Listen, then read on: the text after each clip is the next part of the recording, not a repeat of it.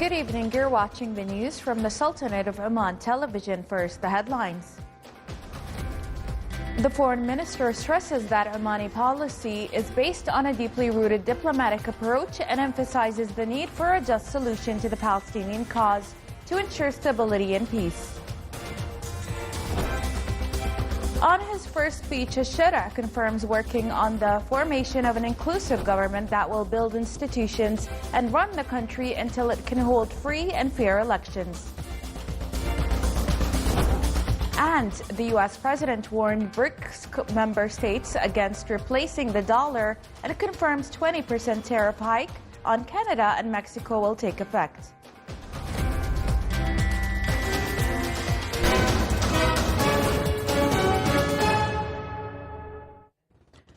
Those were the headlines. Now for the news in detail. His Excellency Sayyid Badr bin Hamad Al Busaidi, Foreign Minister, stressed that dialogue is a diplomatic approach and a solid foundation on which Omani foreign policy is based, and that it's rooted in the Omani history and values.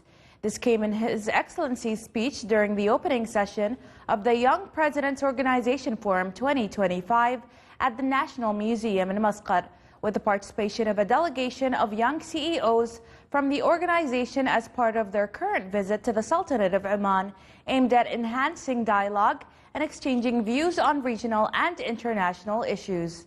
His Excellency said that the Sultanate of Oman believes in spaces for dialogue where conflicts can be resolved realistically and common interests work to unify different viewpoints instead of being used as a tool for division and hostility.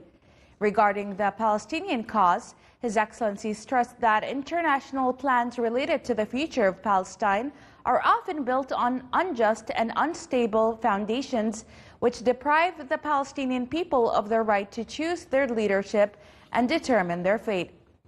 He explained that many governments believe that achieving peace in Palestine must be attained through a two-state solution, but at the same time they refrain from recognizing the state of Palestine.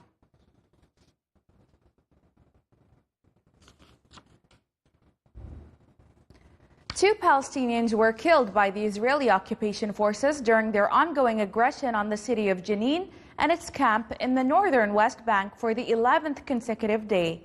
The Palestinian Red Crescent also reported that 3 Palestinian women were wounded with various injuries as a result of the occupation's shelling of the Jenin camp.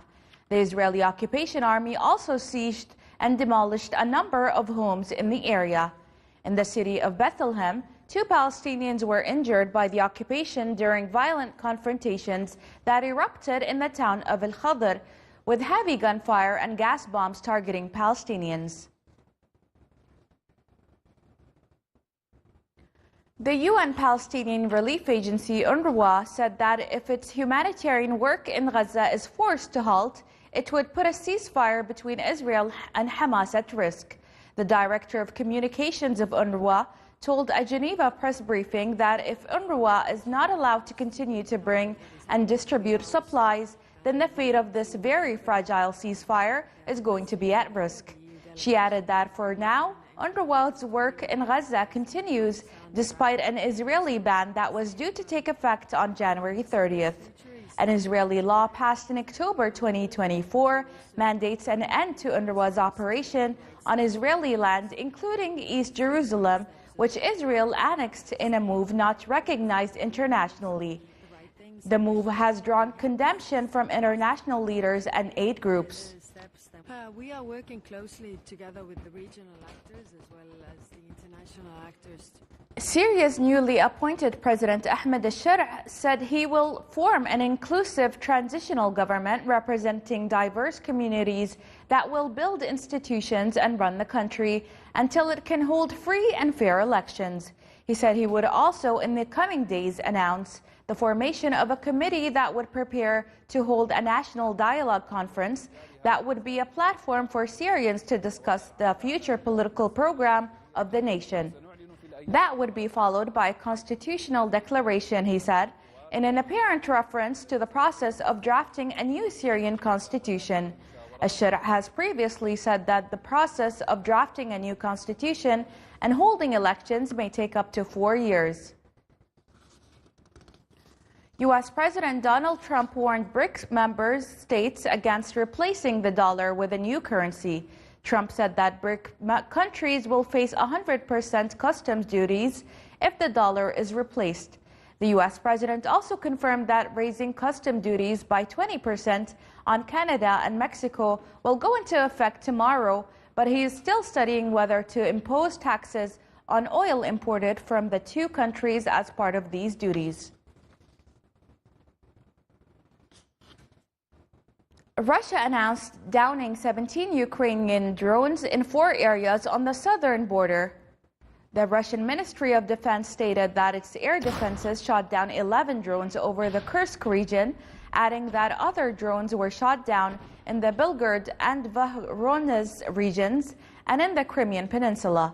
Meanwhile, Ukraine said it shot down about 60 drones launched from Russia.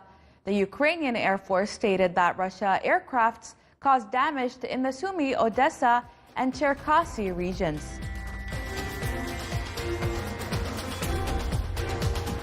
Still to come in our news bulletin. To preserve the biodiversity of Masira Island, a cleaning campaign is implemented.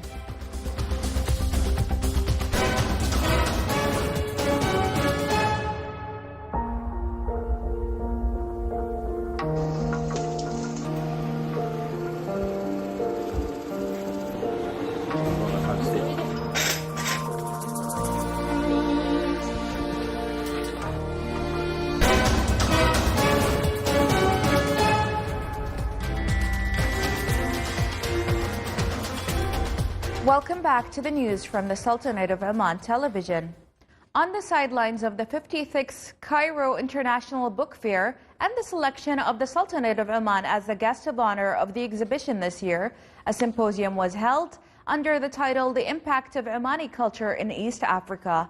The seminar confirmed the civilization, cultural, linguistic, and religious influences of the Sultanate of Oman in East Africa and its important role in spreading Islam and the principle of tolerance amongst nations of Africa.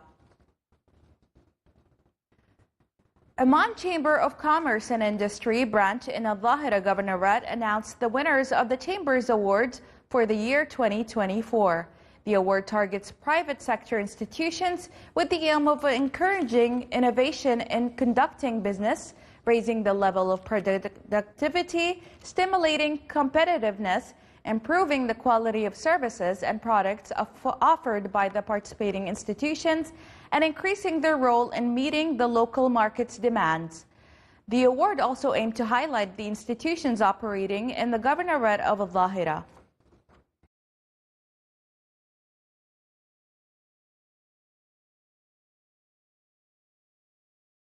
With the aim of highlighting the tourist and historical components of Al Dhahira Governorate and introducing its natural landmarks, the first journalists' forum of the Governorate was held. The forum concluded many field visits to tourist sites within the Governorate. The opening of the forum was held under the auspices of His Excellency Najib bin Ali al-Rawas, Governor of Al Dhahira.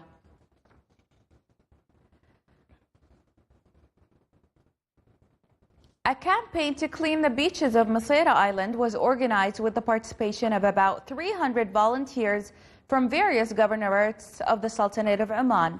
The Environmental Authority implemented the campaign in conjunction with the activities of the Masira Winter Forum.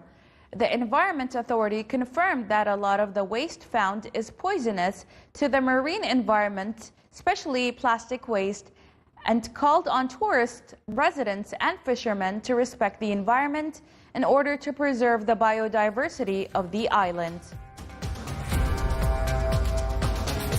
This is the Sultanate of Oman television. Before we end tonight's bulletin, here are the main points once again. The foreign minister stresses that Omani foreign policy is based on a deeply rooted diplomatic approach and emphasizes the need for a just solution to the Palestinian cause to ensure stability and peace. On his first speech, Shura confirms working on the formation of an inclusive government that will build institutions and run the country until it can hold free and fair elections. And the U.S. president warned BRIC member states against replacing the dollar and confirms 20% tariff hike on Canada and Mexico will take effect. With that, we come to the end of tonight's bulletin. From all of us here at the newsroom and the studios, it's a good night, and we hope you've had an enjoyable long weekend.